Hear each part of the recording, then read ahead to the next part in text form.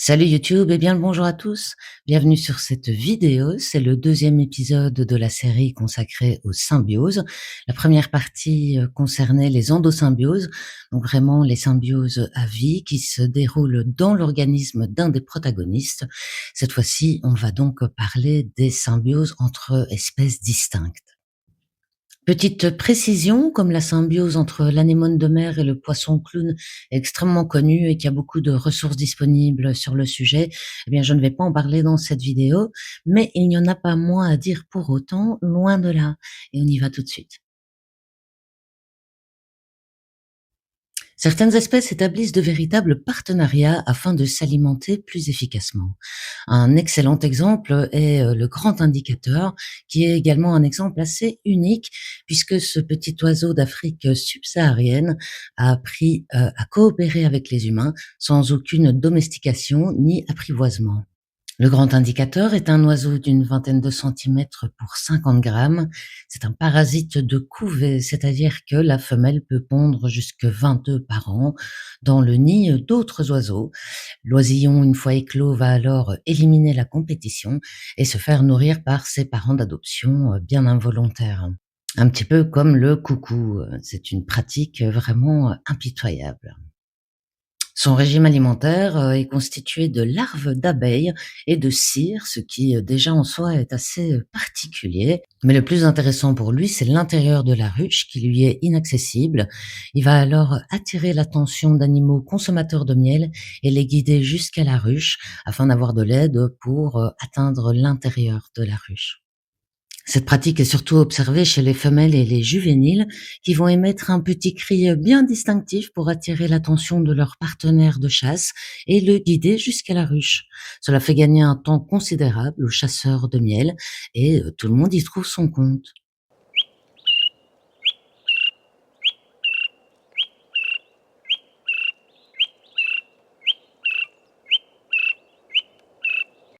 Certaines peuplades d'Éthiopie et du Kenya ont développé une coopération si étroite avec l'oiseau qu'ils ont développé un sifflement particulier pour le contacter, plutôt pratique. D'ailleurs, le grand indicateur préfère travailler avec des chasseurs de miel locaux plutôt que par ceux de passage. Un petit animal bien loyal. Le grand indicateur entretiendrait le même genre de relation avec le ratel, pourtant connu pour sa férocité, mais également pour son intelligence, comme le démontre ce spécimen très difficile à garder en captivité. Il faut savoir que le ratel est actuellement la seule espèce connue du genre Mellivora, littéralement mangeur de miel, et bien que omnivore, c'est son repas préféré. C'est donc une collaboration qui pourrait très bien fonctionner. Autre collaboration étonnante en Amérique du Sud, il s'agit de la symbiose entre une mygale et une grenouille. Oui, oui, on parle bien de la petite grenouille mignonne entre les pattes de la mygale. C'est une collaboration plutôt étonnante puisque le mutualisme entre les arachnidés et les amphibiens est plutôt marginal dans la nature. Généralement, les araignées sont plutôt du genre solitaire, mais de plus, elles pourraient ne faire qu'une bouchée de cette minuscule grenouille. D'ailleurs, si d'autres espèces de grenouilles que la Chiasmocléis ventrimaculata passent devant la tanière, elles se font attraper impitoyablement. La préférence est donc très nette. Contre toute attente, les deux se plaisent donc à vivre ensemble. La mygale offre la protection à la grenouille qui, elle, en échange, protège les œufs de la mygale des fourmis qui les menacent. Certains qualifient même cette petite grenouille de compagnie pour la mygale. En Amérique du Nord, une collaboration entre blaireaux et coyotes peut quelquefois être observée. Il s'agit d'un partenariat de chasse. Le blaireau pouvant monter aux arbres et le renard étant plus agile au sol, eh bien, d'une part, le blaireau peut rabattre des proies qui se trouvent dans les arbres, qui vont ensuite être poursuivies par le renard, et d'autre part, le renard peut rabattre des proies vers des abris souterrains que le blaireau pourra alors atteindre. Un véritable gain de temps et d'énergie pour les deux. Sous l'océan également, ce genre de collaboration peut se produire, comme entre la crevette pistolet et le goby, qui est un poisson. Les deux cohabitent ensemble au quotidien. La crevette va creuser le nid commun, tandis que le goby monte la garde et prévient son partenaire en cas de menace ou dissuade l'attaquant. Mais les crustacés ne sont pas en reste au niveau de la symbiose, comme le démontre le cas du crabe porte-oursin, qui, comme son nom l'indique, se pare d'un oursin sur sa carapace afin de dissuader ses attaquants. L'oursin, quant à lui, peut se déplacer sans bouger et ainsi améliorer son alimentation. La cohabitation entre des crabes et des espèces urticantes d'ordinaire statiques, comme des éponges, des anémones de mer ou encore des algues toxiques, est relativement courante. Alors, outre le look incroyable que ça leur donne, ça leur confère bien sûr une protection solide et éventuellement un camouflage. Quant aux Bernard l'ermite, qui doivent déjà de base se trouver une carapace, eh bien, ils peuvent régulièrement s'allier avec des anémones de mer et développent le même genre de relation que les crabes avec leurs oursins. D'ailleurs, le Bernard l'ermite doit régulièrement changer de carapace au fur et à mesure de sa croissance. Eh bien, il transporte également l'anémone d'une carapace à l'autre afin de poursuivre cette relation symbiotique. D'autres partenariats se construisent autour de l'échange de services pratiques d'entretien. Et pas mal d'espèces se sont spécialisées dans l'échange de nettoyage contre nourriture. C'est notamment le cas du crocodile du Nil et du pluviane, qui est un petit oiseau. Quand le crocodile va faire une pause sur les rives du fleuve, il ouvre grand la gueule. D'une part, ça lui permet de réguler sa température interne, puisque les animaux à sang froid doivent y passer un certain temps. D'ailleurs, soyez reconnaissant d'être un animal à sang chaud, puisque sinon, en plus des pauses repas, on aurait des pauses de régulation de température interne et ce serait super pénible.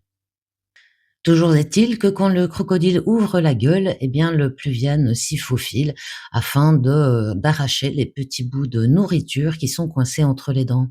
Cela lui offre un bon repas chaud, tandis que le crocodile a un petit détartrage. Ce genre de relation est loin d'être un cas isolé, puisqu'un autre petit oiseau appelé pique-bœuf rend le même genre de service à de grands animaux comme les buffles, les girafes ou encore les éléphants. Il les débarrasse des tiques ou larves d'insectes présents sur leur corps. Et puis, c'est toujours moins risqué que d'entrer dans la gueule d'un crocodile. It's a living.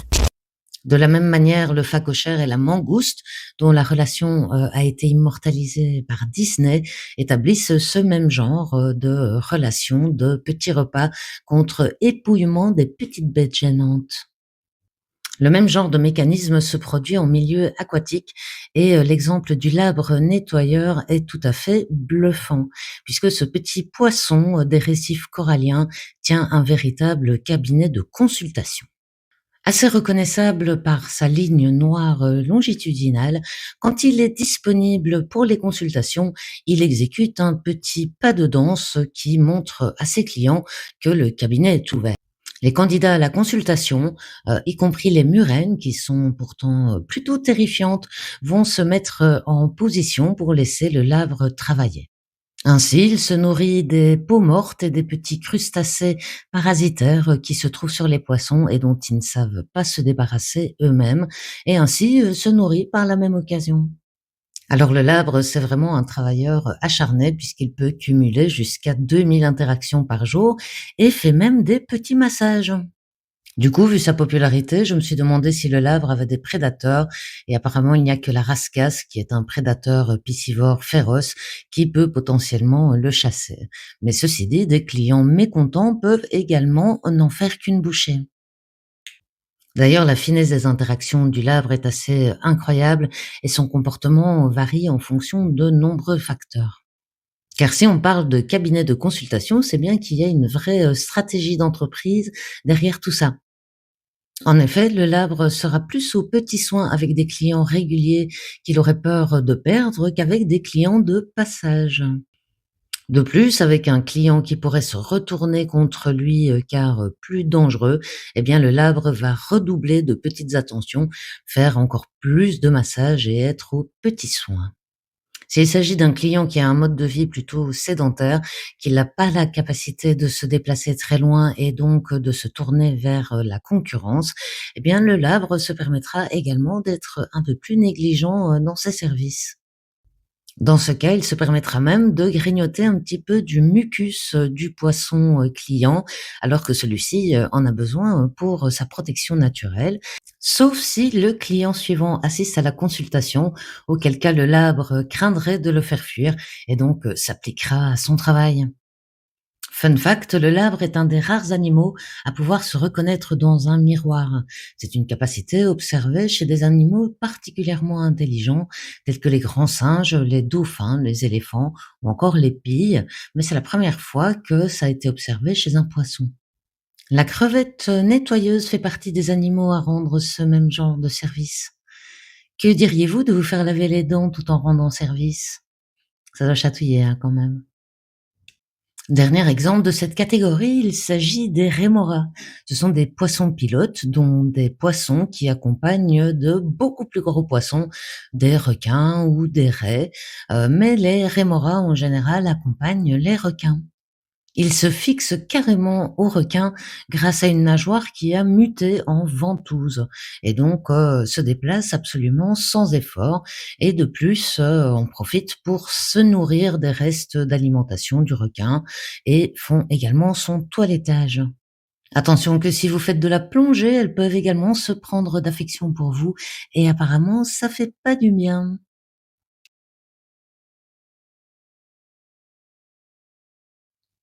Le bouton like évolue dans un environnement mystérieux. Lui aussi est à la recherche d'interaction. Alors si vous voulez aider le bouton like à s'épanouir, n'hésitez pas à lui mettre un petit clic, il en sera ravi.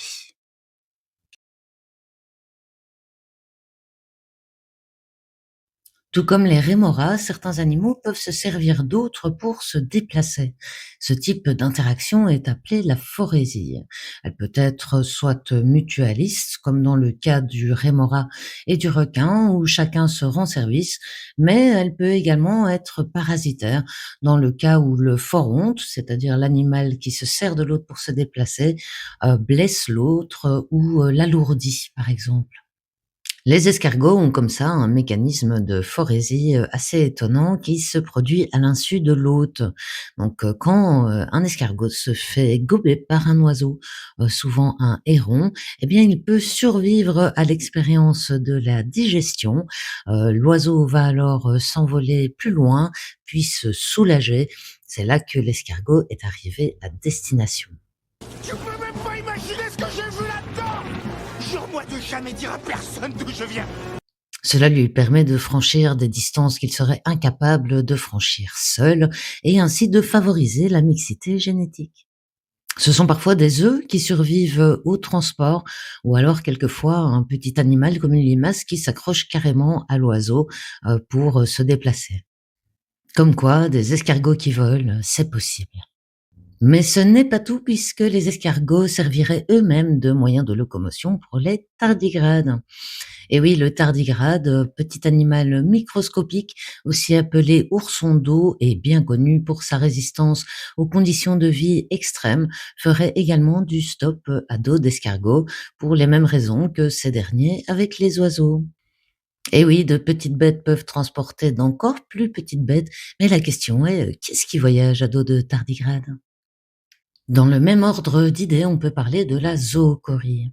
Dans ce cas-là, c'est un végétal qui se sert des animaux qu'il côtoie pour transporter ses graines et ainsi les diffuser plus loin et éviter la compétition avec la génération suivante. Selon l'hôte, on parlera d'anthropochorie, entomochorie, ornithochorie ou encore hydrochorie si ça se passe en milieu aquatique. Et oui, les plantes étant statiques, elles doivent trouver des stratégies ingénieuses pour répandre leurs graines. Certaines comptent simplement sur le vent, comme le pissenlit ou encore l'érable avec ses graines en forme d'hélicoptère caractéristiques, mais d'autres se servent des animaux qui passent à leur portée. Il y a alors 2 techniques possibles. D'une part, faire ingérer les graines par les animaux qui passent, à proximité, en créant des incitants, que sont les fruits que les animaux vont ingérer et puis, rejeter les graines plus loin. C'est notamment le cas du piment oiseau qui a été, disséminé, par, l'oiseau, martin triste qui, adore, ce piment et qui, d'autre part est insensible à l'irritation, de la capsaïcine et donc qui, par ses déjections, a répandu les graines de piment, partout. Ce procédé d'ingestion des graines par des animaux est quelquefois si important que certaines graines ont besoin d'être exposées au suc digestif d'un animal pour pouvoir germer ensuite. Donc quand vous mangez un fruit à noyaux, respectez le deal et jetez-le dans un talus plutôt qu'à la poubelle. Deuxième stratégie, certaines plantes comme la bardane développent des graines qui sont entourées de petits crochets qui vont se fixer au pelage ou au textile et ainsi se déplacer sans bouger.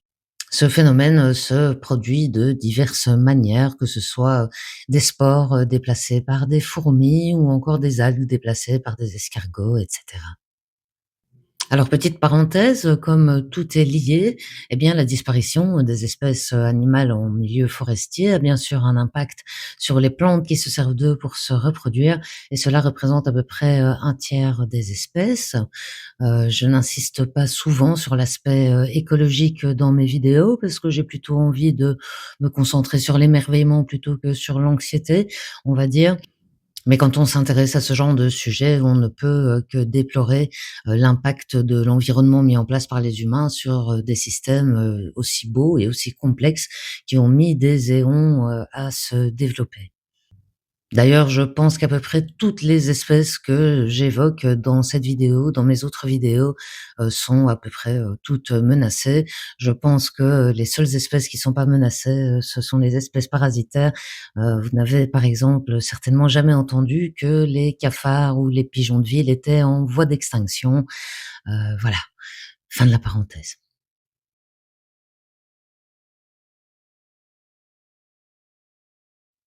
De nombreuses plantes ont impérativement besoin que le pollen de leurs fleurs se mélange d'une fleur à l'autre pour pouvoir produire des fruits et donc des graines et ainsi se reproduire. Comme pour la forésie, elles peuvent alors utiliser les animaux à leur portée pour les aider dans cette tâche. Ce phénomène est si important qu'il concerne 170 000 espèces végétales, 200 000 espèces animales, aboutissant à 35% de la production mondiale alimentaire.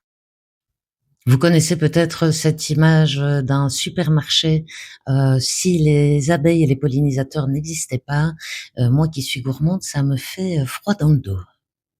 Pour rendre la pollinisation possible, les plantes ont développé le nectar, qui peut nourrir de nombreux insectes ou oiseaux.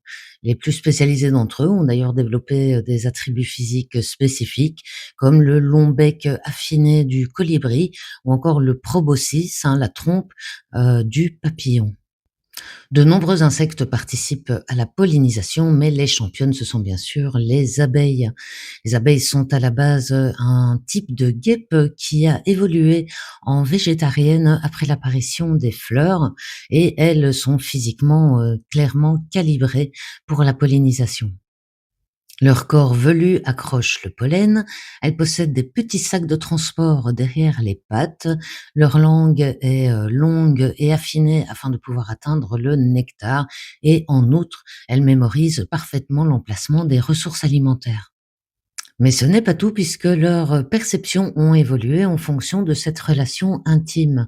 D'une part, leur vision, car si les fleurs nous apparaissent multicolores, en réalité, la structure de leurs pétales fait que, en UV, elles rayonnent d'un bleu intense et l'ultraviolet, eh bien, c'est la vision des abeilles. De plus, elles sont toujours capables de localiser le soleil, même par temps nuageux, grâce à leurs 3 petits yeux spécialisés, appelés ocelles. Mais ce n'est toujours pas tout, puisque l'électricité statique rentre aussi en jeu en favorisant les échanges de pollen entre la fleur et l'animal pollinisateur, surtout les abeilles et les bourdons qui sont dotés de fourrure. Ce mécanisme permet également aux insectes ensuite d'interpréter la charge électrique de la fleur afin de savoir si elle a déjà été visitée ou non et éventuellement passer son chemin et gagner du temps. Un bel exemple de la détermination des plantes à attirer les abeilles, c'est le cas de l'orchidée Ophrys abeille, qui a carrément développé des fleurs en forme d'abeilles femelles afin de fourvoyer les mâles qui confondent. Et dès qu'ils se posent sur la fleur, ils se prennent un coup de tige et se retrouvent recouverts de pollen. Alors moi, quand j'apprends ce genre d'informations, j'ai quasiment l'impression qu'on parle d'une espèce extraterrestre. Qu'en pensez-vous? Le plan de tabac, bien connu pour sa relation particulière avec les humains, développe en outre des comportements extrêmement élaborés. Ces comportements sont plutôt considérés comme des interactions environnementales plus que comme des symbioses, mais vous allez voir, c'est extrêmement intéressant. Bien sûr, le tabac est bien connu pour sa teneur en nicotine qui nous est toxique et à raison puisque à la base il s'agit d'un moyen de défense pour cette plante. On imagine qu'elle n'avait pas calculé que notre espèce deviendrait accro à son poison.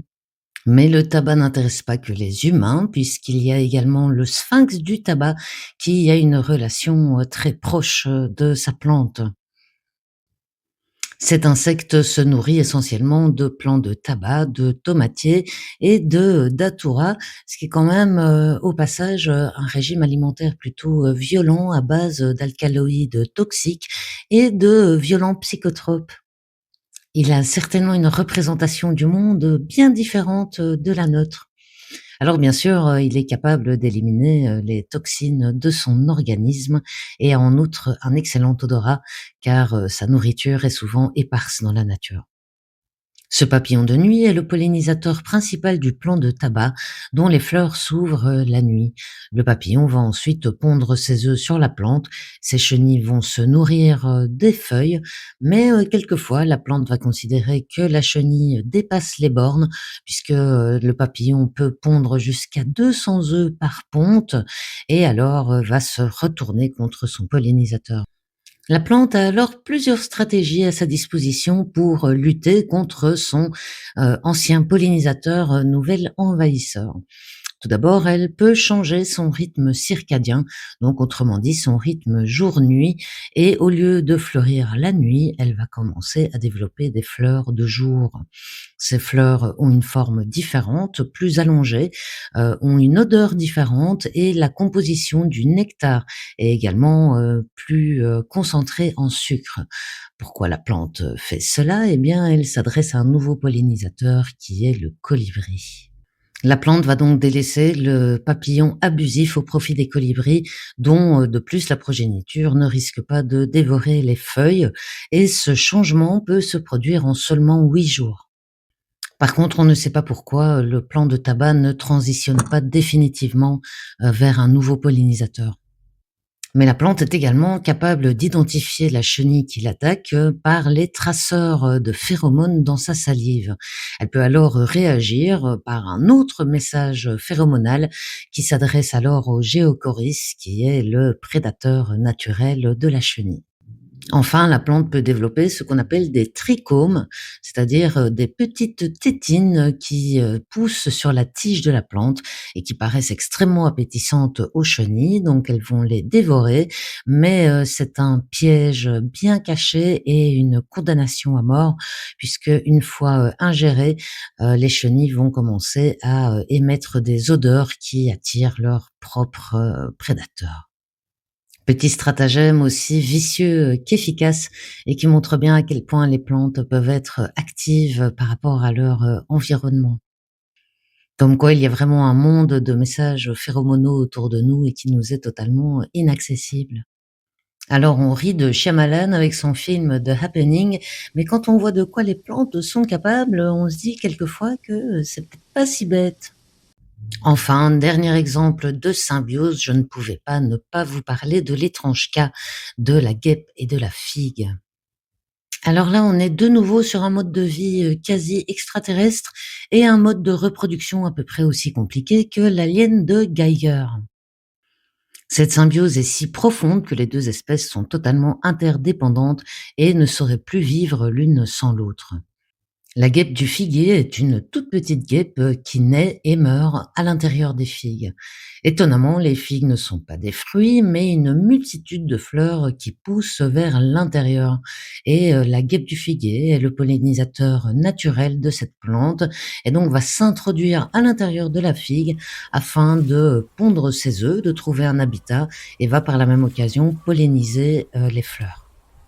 Lors de son entrée dans la figue, la tige est si étroite qu'elle y laisse ses ailes, mais de toute façon, elle ne sortira plus jamais puisqu'elle va y pondre ses œufs et ensuite mourir. La génération suivante de guêpes va donc se reproduire à l'intérieur de la figue et d'ailleurs le mâle n'a même pas d'ailes parce qu'il ne vivra pas à l'extérieur. Sa dernière action sera de creuser un tunnel qui mènera vers l'extérieur de la figue et la jeune femelle fécondée pourra sortir afin de trouver une nouvelle figue pour s'y abriter et pondre ses œufs. Alors les plantes développent encore énormément de symbioses extrêmement intéressantes, mais je vous en parlerai plus longuement dans l'épisode suivant qui porte sur les symbioses avec les fourmis.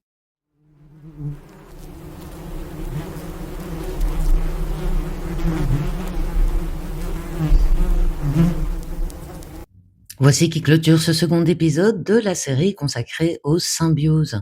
Connaissiez-vous ces associations? Dites-moi en commentaire laquelle vous a le plus étonné. Personnellement, je pense que la relation migale-grenouille est tellement improbable que c'est probablement celle-là que je choisirais. La prochaine vidéo sortira dans 2 semaines. Comme je vous le disais, elle portera sur les organismes myrmécophiles, donc c'est-à-dire qui aiment les fourmis et les symbioses qui en découlent. Et si vous vous abonnez, vous serez directement informé de la sortie. D'ici là, que tout aille bien pour vous, soyez mutualistes et je vous embrasse.